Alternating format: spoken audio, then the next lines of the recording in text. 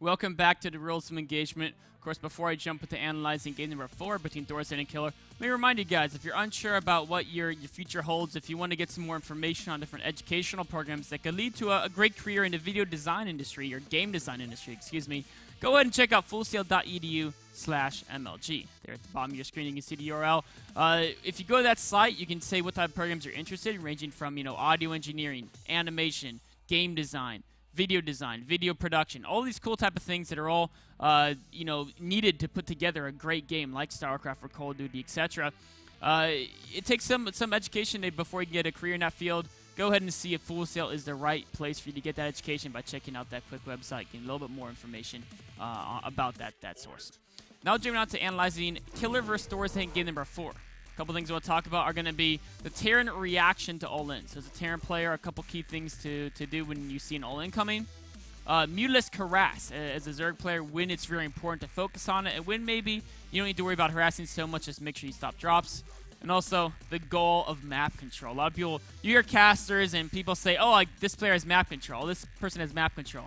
And kind of what that actually means and what you can get out of it to help you win your games at StarCraft.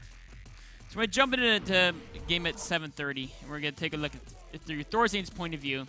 Is, of course, one of the primary purposes of early Reapers is to scout, right? So, of course, he went in there, and, of course, I think we can see here, he actually didn't do that well on his harass, so that's not always that great. But, the harass is nice, but also the goal is, boom, he scouted one thing. He saw a roach at the watchtower, a bunch more roaches coming in here, so he knows something fishy is going on. This early, it could be that roach pressure, right? Or it could be a roach all-in. There's a couple possibilities that it could be, right?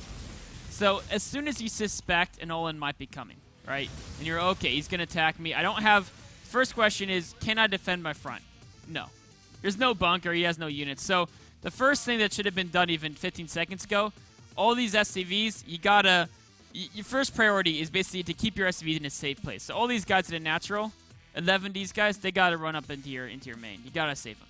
And the second thing should be, right after that, is try to figure out how can I defend the top of my ramp, right? The easiest spot to defend, where can I defend?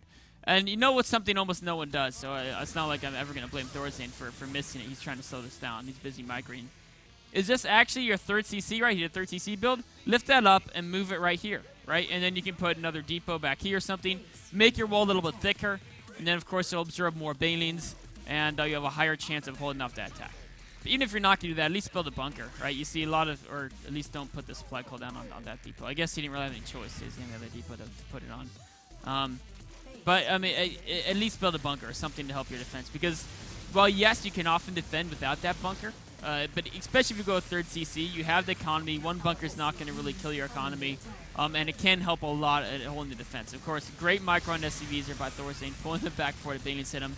And then even Thorzain's micro is very, very well. All his micros really good, except one, he didn't pull these SCVs down, so we already lost a couple of the Zerglings. And then, of course, two, even with great micro, you're going heads up against a Zerg who had a superior unit count. You had to lose a bunch of workers, right? There's no way to avoid losing workers, and there's still more workers that could be vulnerable in the low ground. If you look at the workers killed, he's already lost 12 workers, right? Where it would have been nice to build a bunker, too. Worst case is you misread it, they're not going all in, you salvage the bunker, right? He's going to lose a few more workers even here as well. So, against an all-in, or what could be an all-in, just temporarily pull the SCVs, build a bunker on the high ground. It's not really going to kill your economy significantly, but it can help you win games.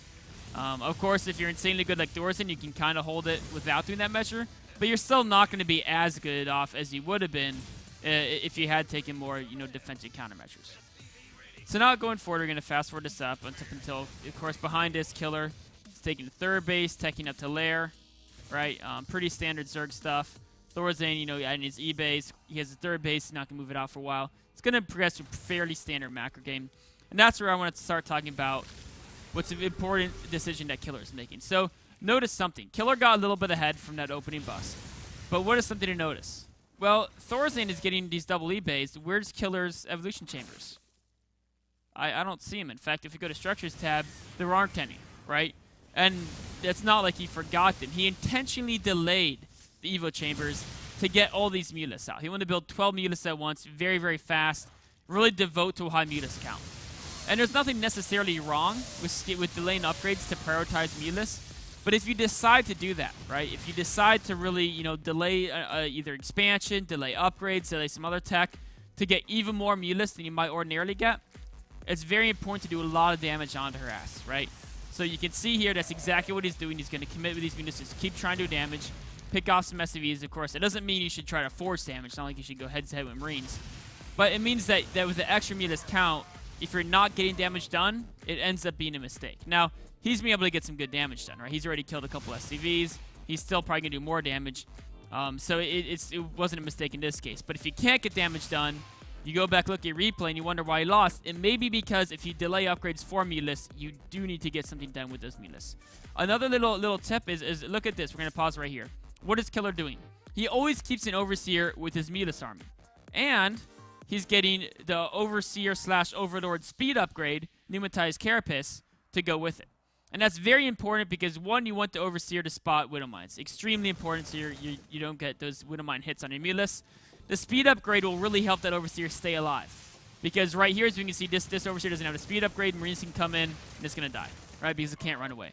So, unless you want to have to keep remaking Overseers, go ahead and do what Killer's doing, where you just get that Carapace upgrade. And then, of course, in the meantime, you're still going to remake some Overseers, still have those extra Overseers around, but you won't be losing them as often if you had that speed upgrade. So, you're going to swing around again, more Mulus harass, and notice this time, what goes in first, Overseer checks, make sure there's no Widow Mines. Always do that.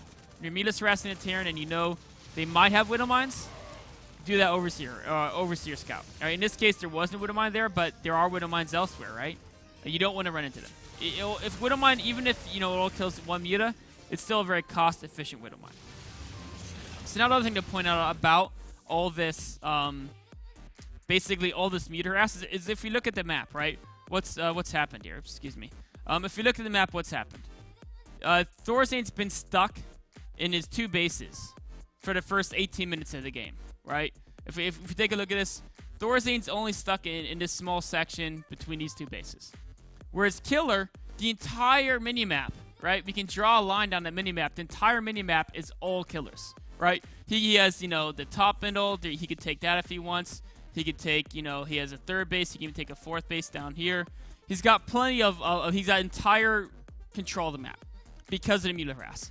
But what's really important, I've seen so many players, they run to this game, and it's like they have even food, but they're like, I'm winning because they have map control, right? And then they lose the game 5 minutes later, and they're like, how did I lose? This is imbalanced. I have map control. I'm supposed to win if I have map control. Well, the key thing is, map control means absolutely nothing unless you do something to take advantage of it, right? If you have all the map, but you don't do anything with it, it doesn't actually help. So as you see here in supplies, it's actually, he's not ahead by that much, and he's ahead by 30 supply right now, but his upgrades are worse. So it's actually, it could be a pretty close game.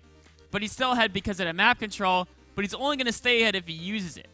So how is Killer using it? Well, right now he's taking a 4th base, and what's very important, he doesn't have to worry about stack defense because he has perfect scouting. In fact, if you flip over to Killer's vision, right, we can see here there's no way a medevac can get through this mini-map without him seeing, right? He's got at the very top of the map, you can see over here, he's got the Overlord, and of course on the left side, he's got the Mulus squad. So perfect map vision from Killer. And then combined with that, what's he going to do? He says, okay, if I control this section of the map, right, because right now he does. Thorzain can't move his whole army out here because he's worried about counterattacking his natural. Mulus could fly into his natural.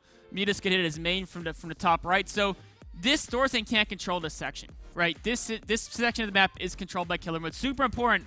If you control a section of the map, never let your opponent get the base down there, right? I could have easily seen a lot of Zergs losing this game because they'd say, okay, I got map control, and Tyrion takes a 3rd. They put down 3 turrets.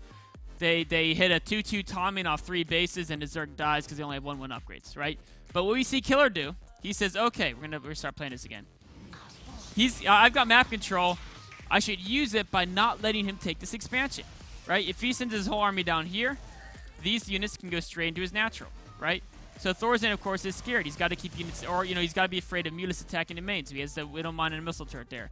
Thorzain really, he has to spread his units so far because he's not sure of where an attack could come from, that Killer basically can deny this expansion very well. And as we fast forward to the point, Thorzain, of course, is eventually getting the confidence to move out there, and Killer say, nope, this is my map. Stay back there. Don't take this 3rd base. You try to take a 3rd base, what happens? Mula should, of course, fly in there. Bakchin is going to go engage armies, right? He takes their base, has moved army out. He says, no, this is my section. Get back in your base, right? He's going to wait for a few more of these Banings to morph.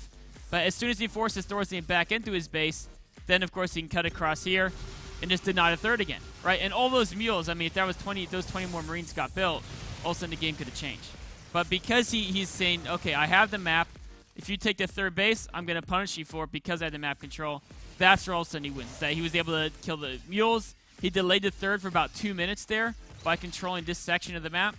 And that all is what basically put him in his position where now instead of being up 30 supply and being down by some upgrades, now all of a sudden he's up 50 supply and he's got Ultraless Cavern and Greater Spire on the way, right? So he could have been maxed, just he decided to make some late game investments.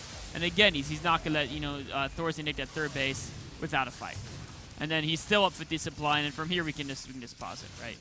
We can just pause it and end it because the game's over. He's got Ultraless on the way. He's up by 70 food, right? 4 bases to 2. But what's really important there, yes, Killer got an advantage early with that attack, and that is really probably the most important part of the game is that first attack that got so many SCV kills. But, you know, those attacks either win or they fail. But what's important to know, it'll help your win percentage a lot, is you do that attack, whatever, but to know how to make sure you never lose from when you're in that winning position. If you never lose from a winning position, then you can worry about how to get in a winning position more and more often. But it's really important to know how to close out a game well. Utilize the map control. If you have it, don't let them get an expansion. I've seen so many Zergs lose to Protosses because the Protoss, like the Zerg, kills the Protoss army early, and then the Protoss just builds a Nexus and like 6 cannons at a third base, and then it goes to a macro game, and you know, late game Protoss might win, and you're like, why did those 6 cannons ever get built at third base? Right? If the Zerg took out a Protoss army, the Zerg had entire map control except for the Protoss 2 bases. The Protoss should not be able to build a third base. And same thing with this, right? He got an advantage early. He said, no, I'm not going to let you build 3 turrets and get to the point where then you can build bunkers on the low ground and maybe get a fortified defense, get a third base. No. Anytime you try to build anything, anytime you try to drop mule to third base, I'm going to be in there, I'm going to stop you, I'm going to fully utilize the fact that I have control over that zone of the map and you can't move out there without dying. And that's how you basically take that advantage and turn it into a one game. So that wraps up analysis of game number 4. We'll take a short break and be on to the Q&A.